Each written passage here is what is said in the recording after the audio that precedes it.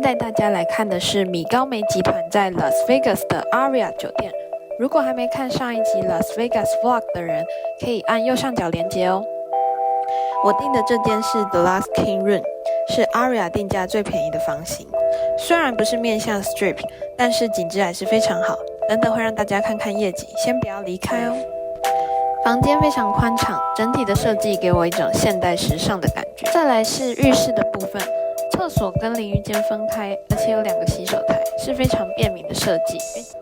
它这个平板就是用来控制就是这整个房间的东西，比如说像温度的话，我就可以这样调，比如说我想要温一点，78度，然后它也可以调灯光，像前面走廊的就关掉，对，关掉，好，如果打开，对，然后还可以用这个平板，就是叫 room service， 就是客房服务。所以比如说我想要吃早餐呢，它就可以在这边选沙拉什么什么的。哦，好贵哦，其实沙拉22块，反正就是所有的东西都可以在这边，还有包含 take out。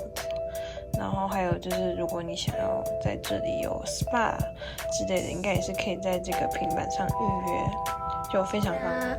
刚刚呢，大家应该已经看过整个饭店房间的格局。这间房间呢，位处在54楼。整个饭店给我的感觉就是非常的就是干净，风格就是属于现代风。虽然说我没有特别喜欢现代风，但是对我来说，我觉得以美国我住过这么多饭店而言，真的是算非常好的饭店了。然后就是只考虑美国所有饭店，不要考虑其他国家的话，我真的觉得真的是非常的好。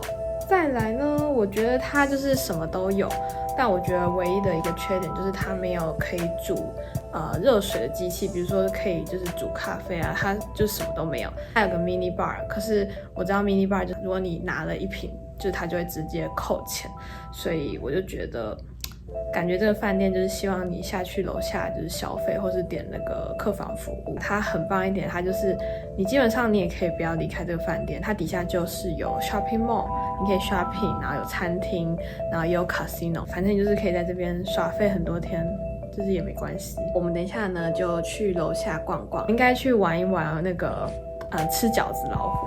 Level C。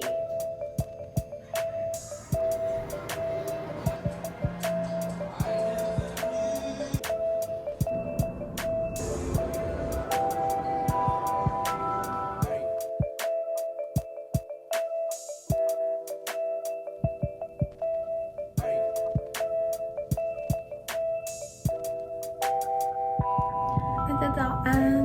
我觉得昨天实在是太好睡了，我觉得它的床很适合我，就是不会太软，然后我就睡到差不多9点半，我原本想要8点就起来。这间饭店真的不错哎，我喜欢。最后给大家看一下 MGM 酒店的 App， 输入好个人资料，填好当天 check in 的时间，就不需要再到柜台 check in 去拿钥匙。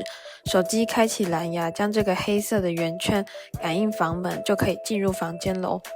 另外，这个 App 上面也可以看到很多关于酒店的资讯，包括饭店设施、表演活动等，都可以从这里查询。所以呢，我非常推荐大家入住之前可以下载哦。